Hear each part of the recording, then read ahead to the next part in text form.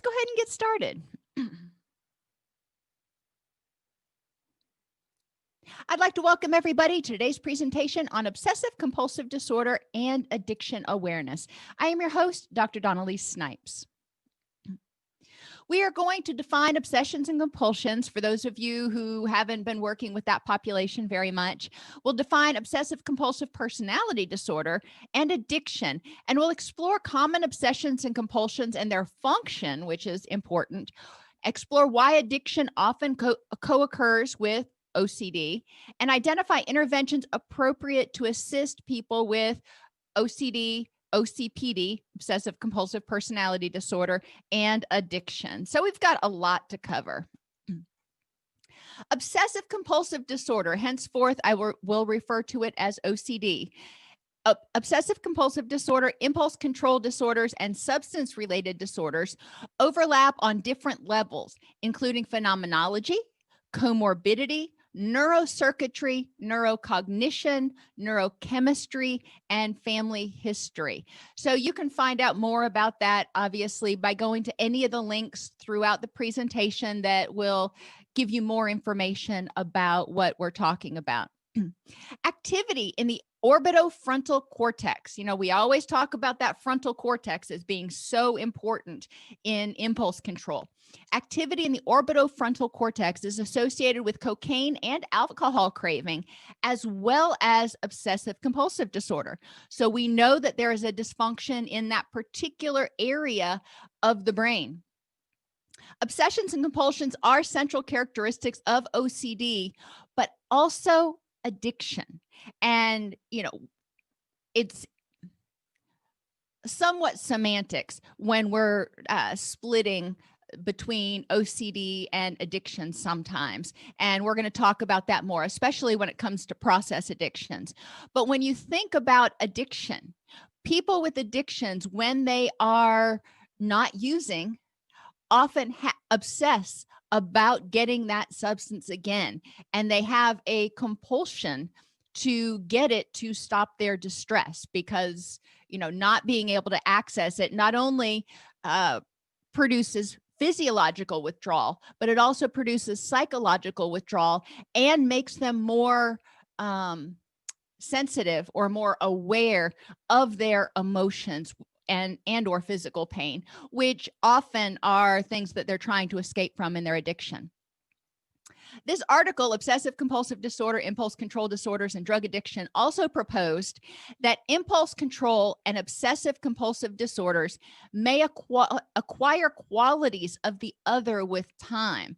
So people who have obsessive compulsive disorder may start acquiring characteristics of people with addictions and vice versa. I thought that was sort of an interesting supposition. Compulsivity in OCD and addictions is related to impaired dopamine and serotonin release. Remember, dopamine is that chemical in our brain that says, I've got to have it. I want to go after it again. I want to do that again. And serotonin is one of our modulating neurochemicals that is associated with, when it's in the accurate balance, is associated with contentment. When serotonin is too low or too high, we end up seeing mood disorders. But interestingly enough, we also see compulsivity. And one of the things we're going to talk about in several slides is the fact that the serotonin we're talking about here, often they're referring to 5-HT3, which is not the same serotonin that we often talk about in relation to mood disorders, which is 5-HT1 and sometimes 5-HT2. So remember, there are multiple different types of serotonin receptors out there, but the one that's often most associated with OCD and addictions is 5-HT3, and different medications work on different serotonin transmitters. Treatment of these disorders must address alterations in the underlying motivations, such as experiential learning. When somebody has obsessive compulsive disorder, we know that in many cases, it started out with a fear of something, And then that became generalized. So we need to address their underlying motivations for these thoughts and these behaviors. What's the function? Same thing for addiction. Why is the person using? What is the benefit to them to using? And what are the neurobiological issues that need to be addressed? With OCD, OCPD, and addiction, we see a imbalance in neurotransmitters. Unfortunately, with any and or all of those, we can't easily put our finger on it's definitely this one all the time for everybody. There are multiple neurotransmitters that are involved. Specifically, most often dopamine and or serotonin, but GABA has also been implicated, as has glutamate. So let's talk about obsessions. Obsessions are disturbing, recurrent, and persistent thoughts. If I don't check the door, something bad's going to happen. Or impulses, I must wash my hands or I'm going to get sick. These obsessions are intrusive. We occasionally will have thoughts. I'll be laying in bed getting ready to go to sleep, and I'm like, did I remember to lock the door? So I may get up and do it, but then I go lay back down and I'm like, I'm good. People with obsessive compulsive disorder have difficulty feeling confident that the doors are locked and everything is okay. Sometimes they feel like they've got to do things in ritualized fashion, sometimes in sets. I have to check it 3 times, or I have to do do things in a certain way in order to make sure it's right. People may have obsessions about germs, taboo thoughts. They may have those thoughts come up in their head frequently, aggressive thoughts, or a need to do particular behaviors to prevent harm. I worked with one client many, many years ago who had very detailed rituals that he needed to go through every single day in order to prevent harm from befalling him or his family. And these rituals, every single time he went through them, would take an hour and a half, 2 hours. And if he messed up, if he made a mistake and did something out of order or not quite the right way, he had to start all over again. So oftentimes this young man was stuck, was paralyzed and stuck in his house because these rituals took so much time out of his day. The thoughts in obsessive compulsive disorder do not focus exclusively on real problems. We can, for example, with the pandemic, a lot of people are focusing a lot and thinking a lot about how to prevent getting sick and what they need to do. They're paying a lot of attention to germs. Now, this can be overgeneralized at a certain point and can spiral out of control for some people, and it's important to recognize that. But a lot of times obsessions, like we talked about with checking the stove or checking the doors or washing your hands, focus on things that are improbable to happen, not something that is highly likely to happen. We want to differentiate when we're talking about obsessive compulsive disorder. We want to differentiate it from generalized anxiety, eating disorders where somebody obsesses about their weight, fat, and what they eat, addiction, PTSD, and postpartum depression. We're going to talk about those on Thursday when we talk about co-occurring issues with obsessive compulsive disorder. But it is important to recognize that there is a lot of overlap. There are a lot of conditions that do have some obsessional compulsive characteristics to them. In obsessive compulsive disorder, the person attempts to ignore or suppress the thoughts or impulses by doing something often. And they are aware that these thoughts, impulses, and images are a product of their own mind. They are in tune with the fact, they recognize that their mind is creating this situation. So I really encourage you to think about how these characteristics apply to addictive behaviors. So disturbing, recurrent, and persistent thoughts. or impulses that are intrusive, especially when someone is in recovery. They may have cravings, and these cravings can be frustrating, and they may develop a ritualized set of behaviors that they do to prevent using. Um, the person attempts to ignore or suppress the thoughts or impulses.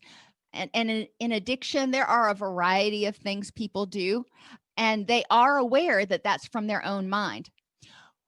What are the functions of these thoughts?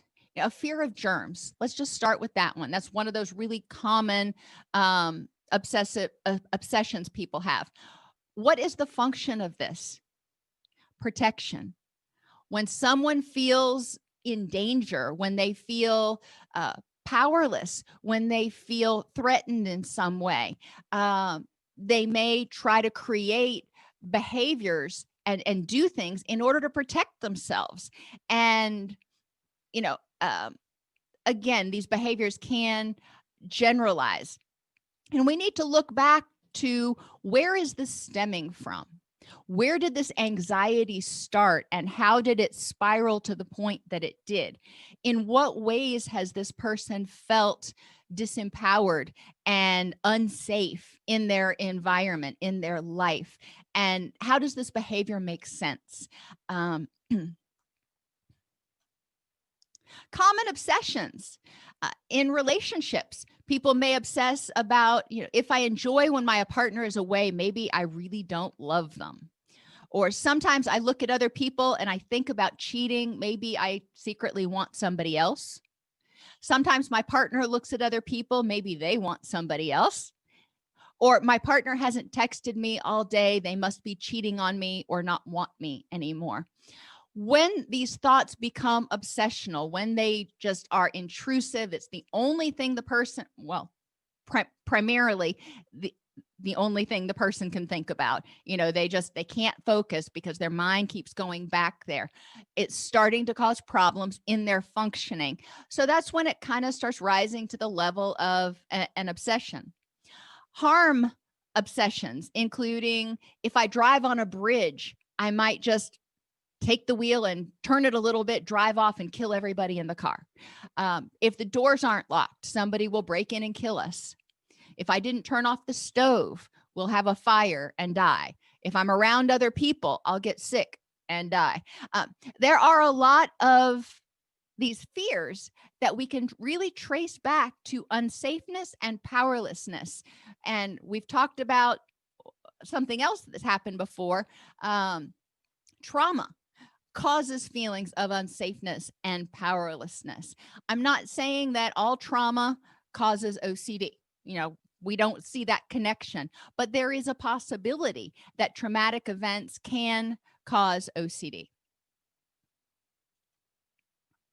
Health obsessions, and there are a lot of them, but one of the more common ones is, I have this pain. What if it's cancer? What if I'm going to die?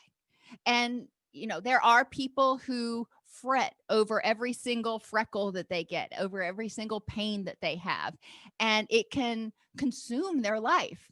And a lot of times when people have people have health obsessions, then they turn to behaviors to try to reverse or address those things. Sometimes they're logical, like improving their nutrition, but sometimes they are not as logical. Maybe if I do these 6 things, if I read this book, if I'm nicer to people, then it'll go away. So let's talk about compulsions. Compulsions are repetitive behaviors or thoughts that the person feels driven to perform to prevent or reduce distress or to keep something bad from happening. And we've talked about that a little bit. The symptoms of obsessive-compulsive disorder are not the result of another psychiatric disorder present or caused by a medical condition or substance abuse. Cravings are what we talk about in substance abuse. Though cravings can be very obsessional. People can obsess over wanting their drugs, feeling they need to have their drugs in order to prevent feeling overwhelmed. And, diabetes Somebody can have diabetes and be very focused on what they are eating and their blood sugar.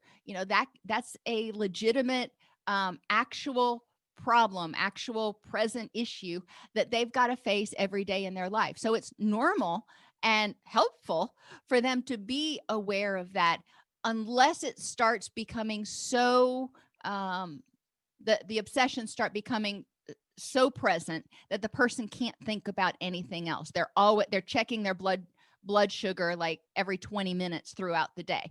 That's obviously not going to be helpful.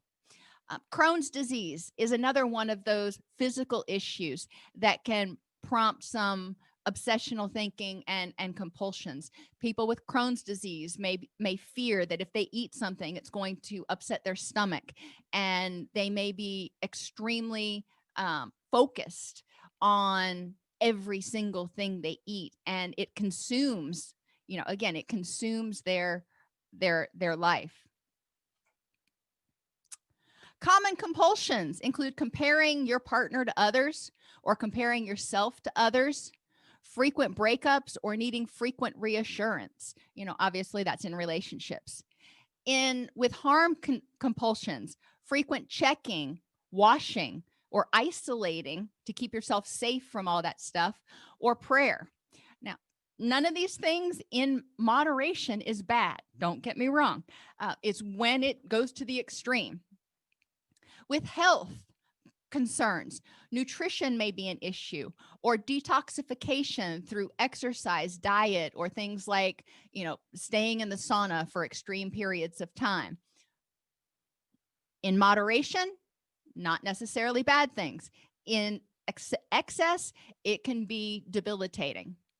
And in general, magical thinking, with rituals and mantras. If I do this 3 times, if I walk on these 3 steps every single day, I will have a good day. And we see a little bit of this in superstitious thinking. If you think that there is, I'll admit I have a lucky scarf, and I know luck doesn't exist. And if I looked at, the statistics, it wouldn't pan out, but whatever, it doesn't harm me. I don't have to have it with me all the time. But I think a lot of us have certain superstitions that we have. That in and of itself, that's kind of in moderation. But if your life is consumed by rituals, such as when I get up, I've got to do these 17 things before I can eat breakfast, or I'm going to die, or bad things are going to happen, then obviously that's a problem. And generally, the threshold that I've heard a lot of people talk about is rituals that consume more than an hour a day. But it can go a little bit either way. Definitely an hour or more is really probably starting to negatively impact people's lives. And Pat has a good point. Sometimes things like lucky scarves, or I also carry my rosary around with me, can be comforting to us. They can be grounding objects. They can be comfort objects, transitional objects that help us feel more comfortable. If it isn't something that is negatively impacting your life in a significant way, then there's probably nothing wrong with it. And it's important for people to remember that all of this stuff is on a continuum. People will have obsessions from time to time, like right now. But remember, the pandemic is ever present, and we're focusing on that a lot right now because it is currently a threat, and it is an actual threat in our life, as opposed to thinking about, if somebody's obsessing, all day, every day about nuclear war. Yes, it could happen. But right now, how likely is that to happen like tomorrow? And you could argue with either way on that. But people also can't control that. Nuclear war is going to be something that happens politically, geopolitically, and it's not something that an individual can necessarily do anything about. But I digress. Obsessive compulsive personality disorder is different than OCD. It is a pervasive pattern of preoccupation with orderliness, perfectionism, and control in a variety of contexts, beginning by early adulthood, as indicated by 4 or more of the following. They're preoccupied with details, rules, lists, order, organization, or schedules to the extent that the major point of the activity is lost. Now, as I go through each of these, I want you to think, how does each one of these address safety and or power? How does it help somebody feel safer or more empowered to protect themselves in their life? Shows perfectionism that interferes with task completion, is excessively and unnecessarily devoted to productivity to the exclusion of recreation, is overconscientious and inflexible about matters of morality, ethics, or values, not accounted for by culture or religious identification, is unable to discard worn out or worthless objects, even when they have no sentimental value. I cling to that last part because I have a lot of sentimental stuff that I still have, but I digress. It's reluctant to delegate tasks or work with others unless they submit to exactly their way of doing things, adopts a miserly spending style, and shows rigidity or stubbornness.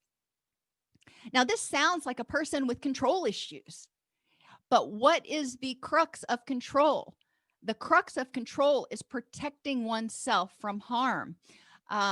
Perfectionism and needing to have things your own way may be a way of trying to protect yourself from failure. What happens if we fail? Well, maybe that person grew up and got the messages that if you fail, you are not lovable, you will be rejected. Being overconscientious and inflexible about matters of morality, ethics, or values. Again, could be something that came from messages that they got when they were younger that taught them extremes, and you're only lovable if you are, perfect in this way. So we want to go to some of those core values and core messages that people have to identify, what is making them feel unsafe and what is making them feel powerless to the extent that they feel like they have to control most things most of the time. And yes, it is possible for the environment to contribute to intergenerational transmission of obsessive compulsive disorder as well as obsessive compulsive personality disorder. There is a lot of nurture that happens in this environment. Remember, if you think back to the cognitive behavioral triad, our thoughts, our feelings, and our behaviors all interact. And any one of those three things is going to alter the neurotransmitter balance. Could be for good. You could have positive thoughts and positive feelings and positive behaviors and positive neurotransmitter balance. But people, for example, I was talking about this in my live presentation earlier. People, for example, who are taking medication for anxiety, for example, but they're still having all of these anxiety provoking thoughts, and they're still engaging in behaviors or exposing themselves to environments that trigger their anxiety. They're working against that medication because those thoughts are triggering the HPA axis and triggering norepinephrine and glutamate to be released. And so they're kind of working against the medication. It's important to remember, my point being that yes, we've seen that there is a neurotransmitter imbalance, especially in the orbitofrontal cortex. However, that could be genetic, or it could be caused by from a history of stressful thoughts and trauma or anxiety. Not I'll say again, not everybody who experiences trauma will develop OCD. We don't have that connection, but it is important to recognize that uh, our experiences and our thoughts can alter our neurotransmitters. And if we're in an environment that is exceedingly stressful, and we see our parents, we learn social learning theory, go back to Bandura. We see them coping with their stress in these ways, then we are probably going to grow up thinking this is the way we're supposed to cope.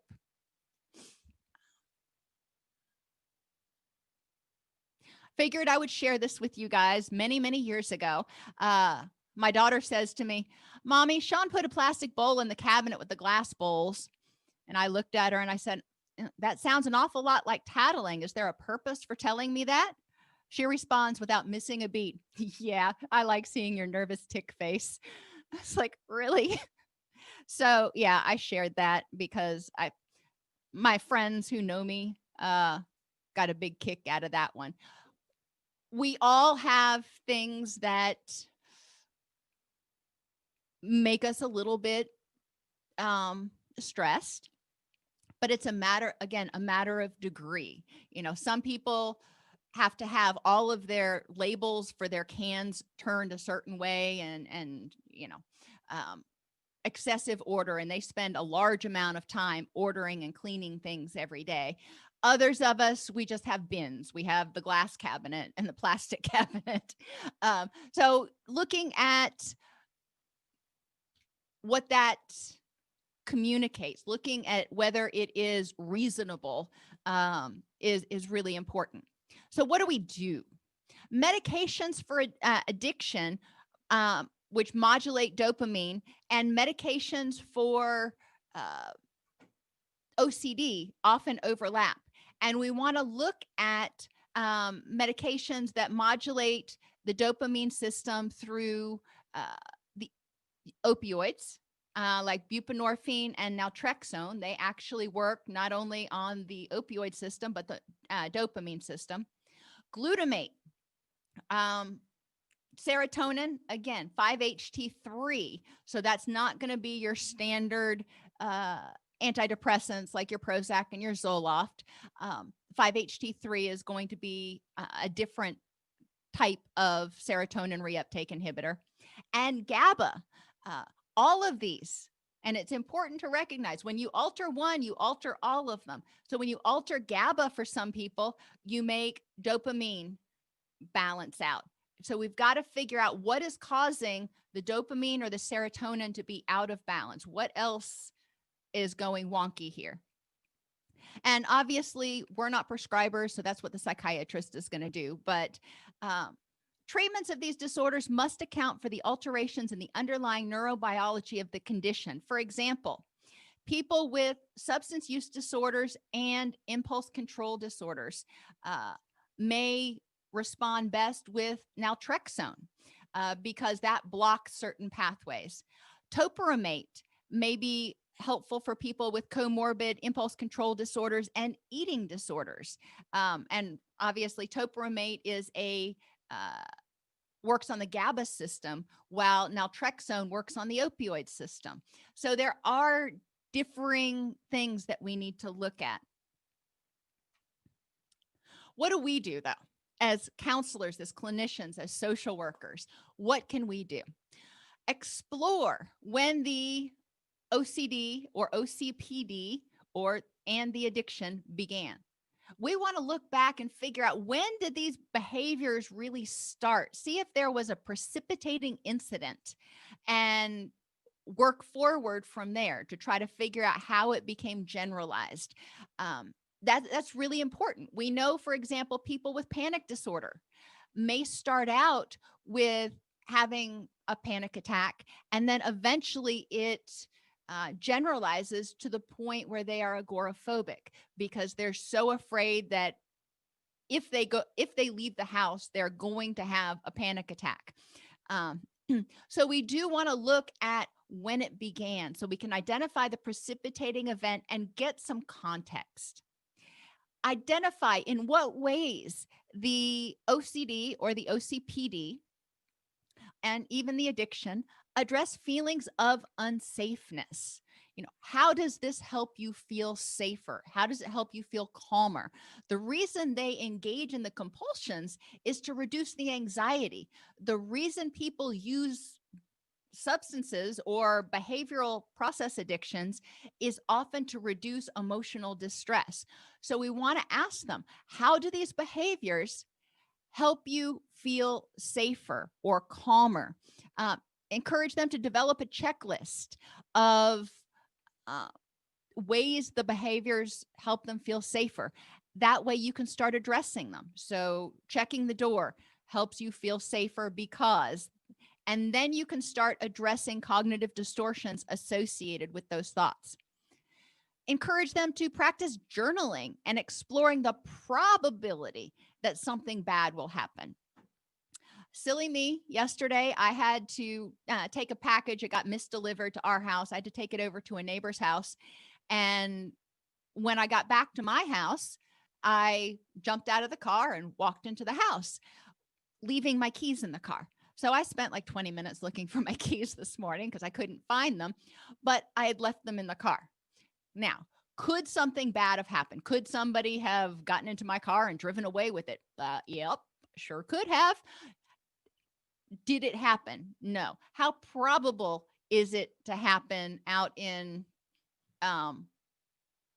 rural, extremely rural, metro Nashville area? Not super probable. So that's good. So I don't lay awake in bed at night thinking, is somebody going to steal my car tonight?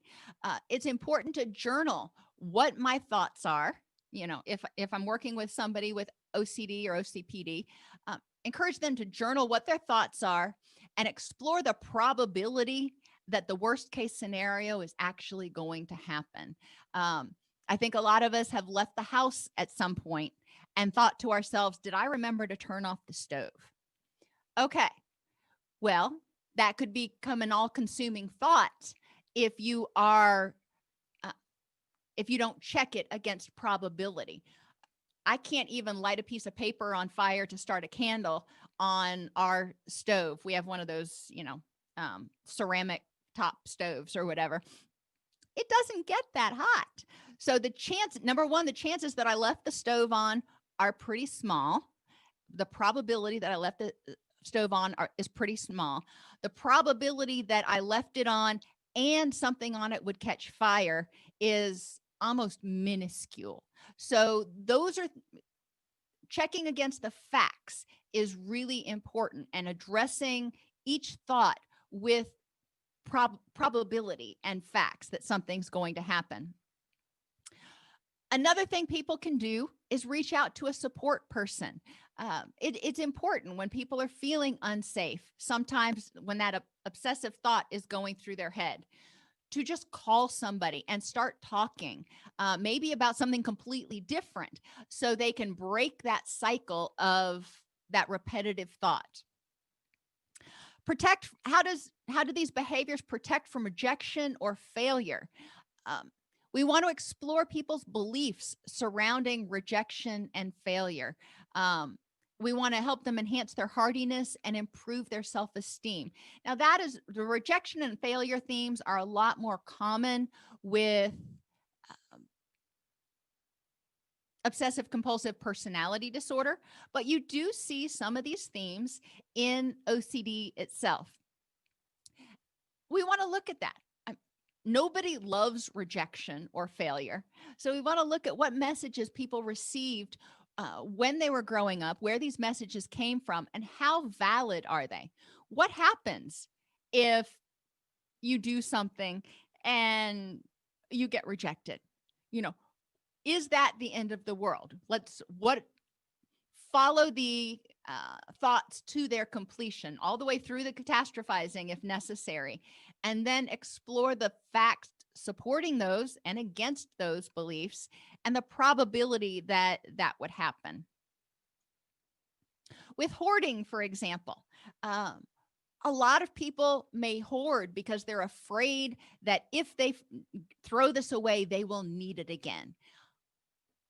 Could that happen? Well, maybe, but can you find the information somewhere else now? God bless him. My husband still has some of his notebooks from high school. We're both 50 years old now. But he, kept saying that I may need them one day to teach the kids, or I may need them one day for whatever. And my response was always, we've got the internet now.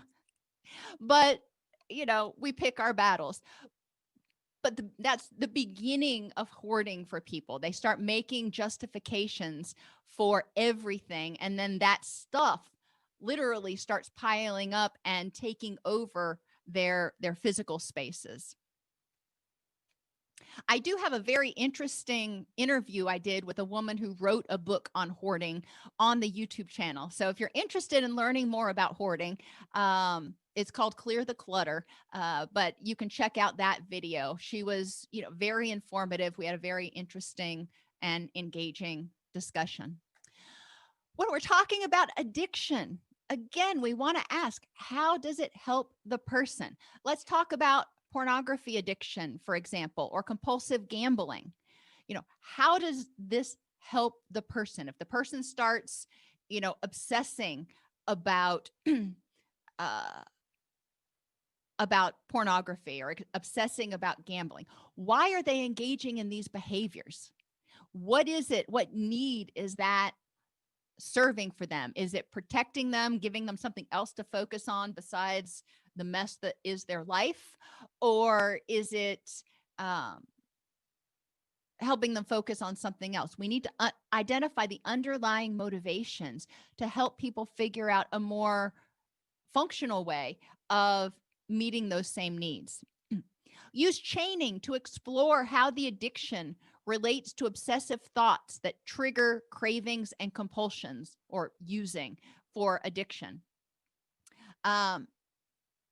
So maybe somebody has a fear of germs, which produces anxiety. Well, they're going to have obsessions that, about that fear of germs, and they will have this compulsion to do something. When they do that something, it's relaxing. It's like, which is the body's secretion of GABA and those calming neurotransmitters. So behaviors can prompt that relaxation effect, that relief that they're looking for, which is why it may go to, doing whatever that compulsive behavior is, whether it's using or doing something else. Sometimes people have, encourage people. I usually put this up on the board. What is your thought or the situation? Let's talk about what this obsession is.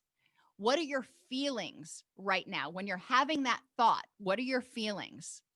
What are your urges when you're having those thoughts and feelings? So now we're looking at thoughts, feelings, and behaviors. What are your urges? And what is the function of those urges? How is it that washing your hands 6 times can help? How is it that drinking or gambling can help address this situation? And many times it's helps the person, quote, feel better. And we want to look at other ways to help them feel better. We want to learn about distress intolerant thoughts. I do this. I have a lot of distress intolerant thoughts written on different index cards, old school. And I put them in a hat or a box. And I have people draw what a distress intolerant thought, like, I am going to die if I don't, or I can't stand this, or I am going to go crazy. All of those thoughts that tell us that we can't cope, that we're unsafe. People draw a distress intolerant thought, and then they need to make a alternate self-statement, such that instead of saying, I can't stand this, saying something like, this is really unpleasant right now. However, I have gone through worse things, or it'll be over shortly.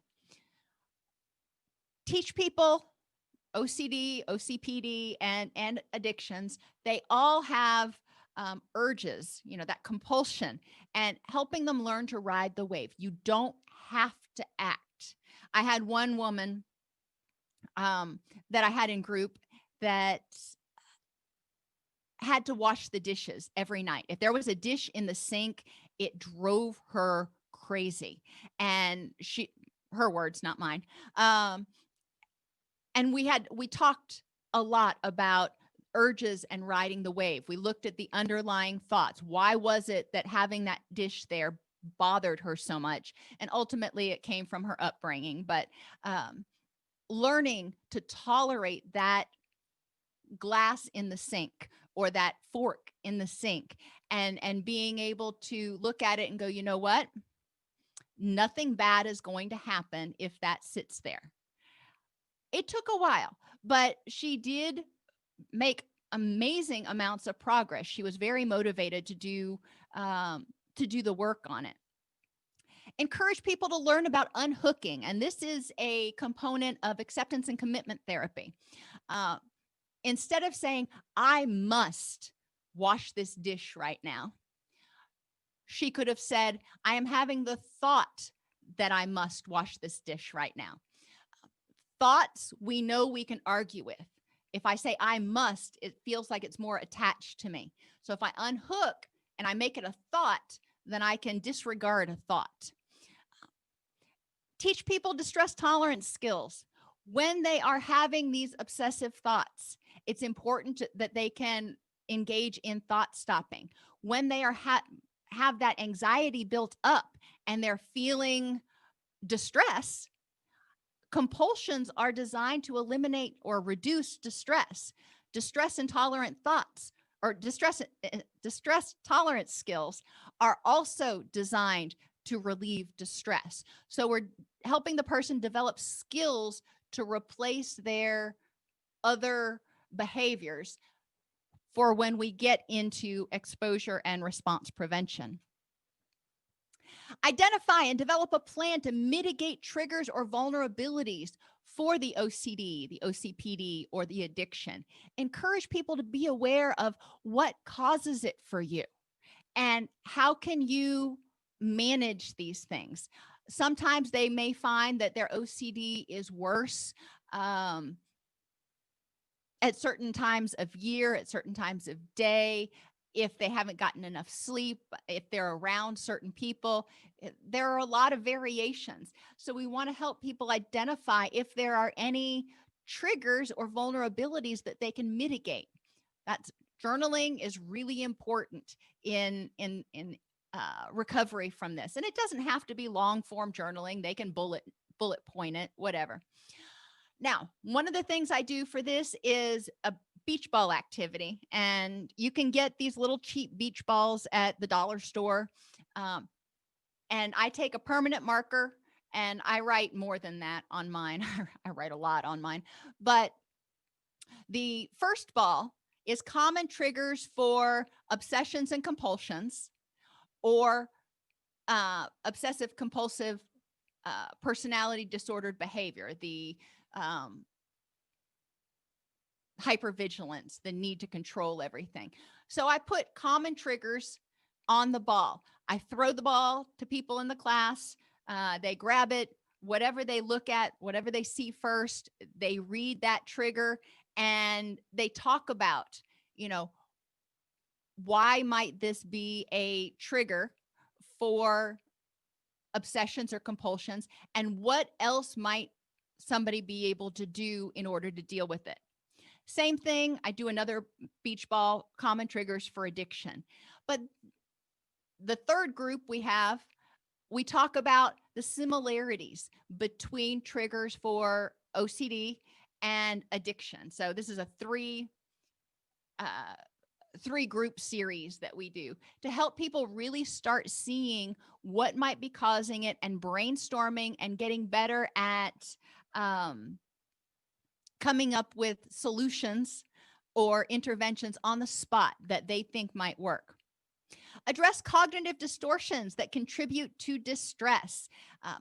A lot of times I will use colored Jenga blocks, and each Jenga block represents a different type of cognitive distortion.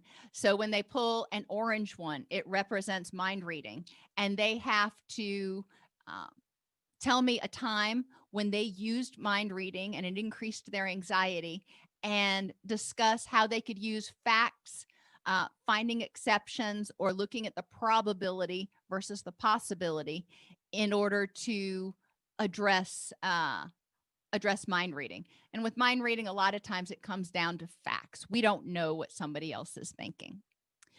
Mindful awareness activities can help improve self-awareness of people's increasing anxiety or anger levels so they can promote early intervention.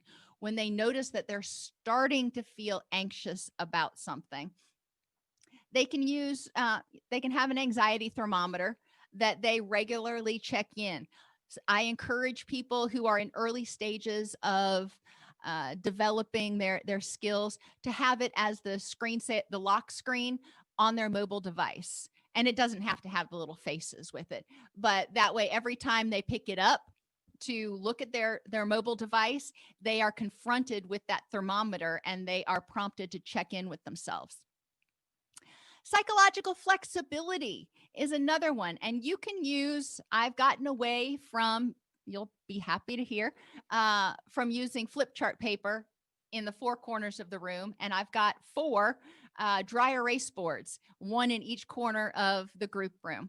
And with psychological flexibility, you have people identify behaviors that will help them be happier, be calmer, be more content, thoughts that will help them be happier, be more content, and behaviors that they currently do, like their compulsions, that don't help them in the long run be happy, healthy, and content, and behavior and thoughts and feelings that in the long run don't help them to be happier, healthier, and content. So, you have those four stations, and you encourage people to, or I encourage people to go around to each station and just in general, first, talk about things that they can do that can help them feel safer and more empowered. What things can you do? What thoughts can you have? And then obviously the opposite, what things can you do or thoughts can you have that make you feel unsafe? And then I'll give them a specific issue like germs that may be a common theme for people in the group. And then they go around and do that same thing to address a specific issue. What positive behaviors can I do to allay my anxiety and keep myself healthy and safe? What positive thoughts can I have in relation to germs and getting sick? What positive thoughts can I have that help me move forward and have the life that I want to have?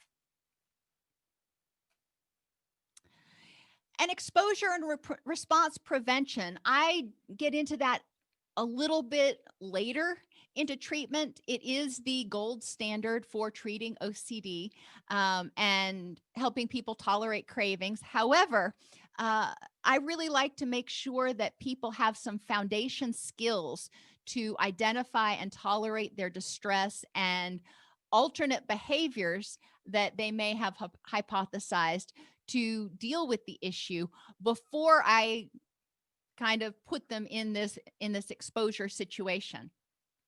Now, I will note that when you're working with addictions, we're talking about tolerating cravings. We're not talking about exposure therapy with addictive substances. I don't want someone with an alcohol use disorder going to a bar and doing this. No, that is bad. Definitely don't want to do that. But for example, with addiction, you might talk about, when you're feeling a craving, what thoughts are you having? And, because people will have cravings, whether they're exposed to the actual addiction or not, and then they can work through it that way. Encouraging people to think the thought or about the situation and describe how they feel. Do this in session. We don't want them to just, like the lady with the dishes in the sink. We don't want her to just go home and, I want you to go home and, when the dishes are in the sink, just do something else and tolerate it. That's cruel, in my opinion. So we will do it in session. First, we'll talk about, what is it like for you? And I will share, to kind of piggyback off that one, I guess, when I was little, my grandmother always would take her shower at night and put on makeup and perfume before she went to bed, because she said that, if something bad were to happen and the police were to come or the fire department were to come, she didn't want to be unpresentable. And I remembered that kind of imprinted in my psyche. And my husband was in law enforcement for, many years. And when he was on midnight shift, I remember not being willing to go to bed with the house a mess, or, I wouldn't want to look completely gross, like having conditioner in my hair and a face mask on or something, because I knew that the one time I did that and I was not presentable, something bad was going to happen. Now, was that logical? No. Was that superstitious thinking? Oh, yes. But, it did bother me, if I'd lay down to try to go to sleep, because I was worried that, okay, that'll be the day that, I get that knock at the door. And that was something that I had to deal with and learn to cope with. Thankfully, all I had to do was, clean the dishes and make sure I didn't stink, and I was good. So it wasn't something that took an inordinate amount of time, but it was an obsessive thought that would keep me awake if I didn't do it. So, encouraging people to identify their thought or their situation and describe how they feel. So if I was talking about, how I felt when I was lying in bed, and he was at work and the kitchen was a mess, what are my feelings? What are my thoughts? And then practice re-regulation and distress tolerance activities when prevented from engaging in that behavior.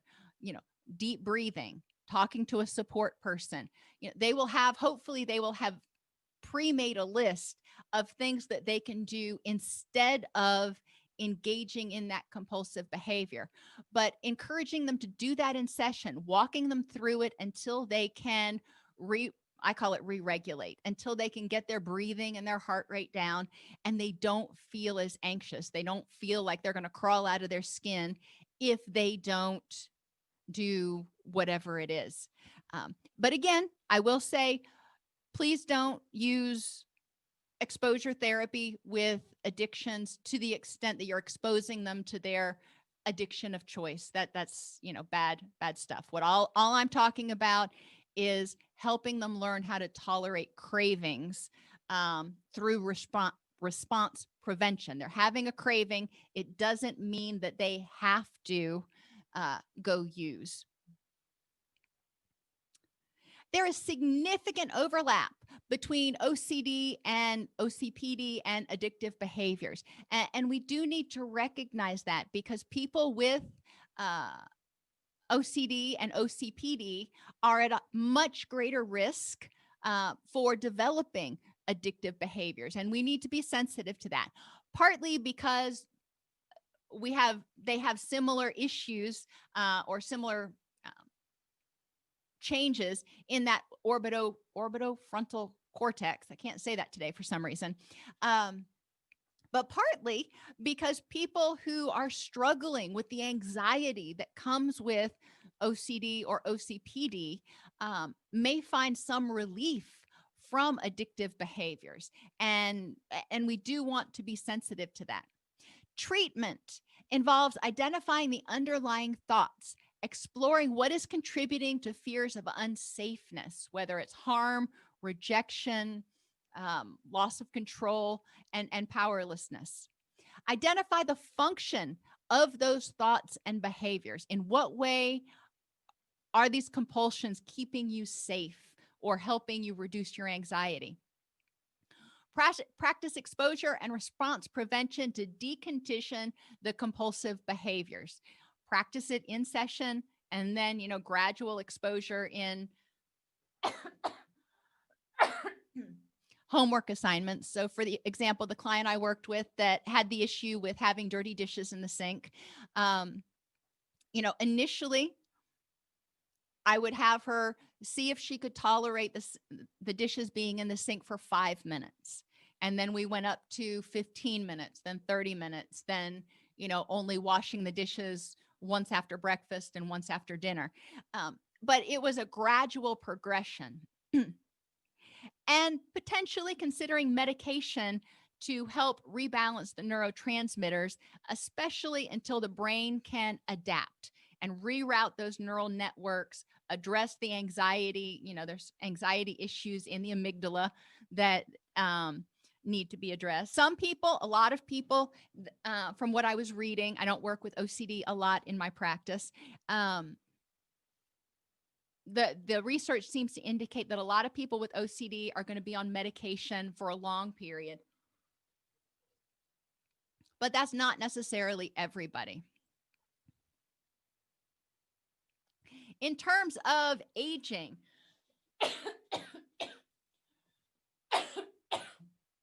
excuse me, as we get older, a lot of times our cognitions and our cognitive abilities become less flexible.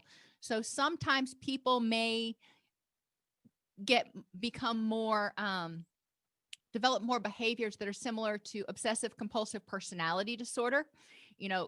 Going to my grandmother's house, I remember things had to be just so, or it would cause her immense amounts of stress. But a lot of that is because our cognition slow down, because we're not as responsive as quickly. It's that way there are no surprises and they feel safe. But yeah, that's a great question. Are there any other questions?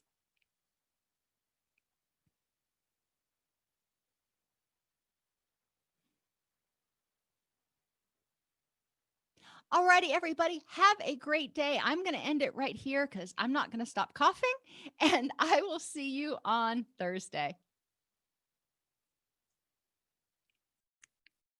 If this podcast helps you help your clients or yourself, please support us by purchasing your CEUs at allceus.com or getting your agency to sponsor an episode. A direct link to the on-demand CEUs for this podcast is at allceus.com/podcast CEUs. That's allceus.com/podcast CEUs. To sponsor an episode of Counselor Toolbox and reach over 50,000 clinicians per week, go to allceus.com/sponsor. Thank you.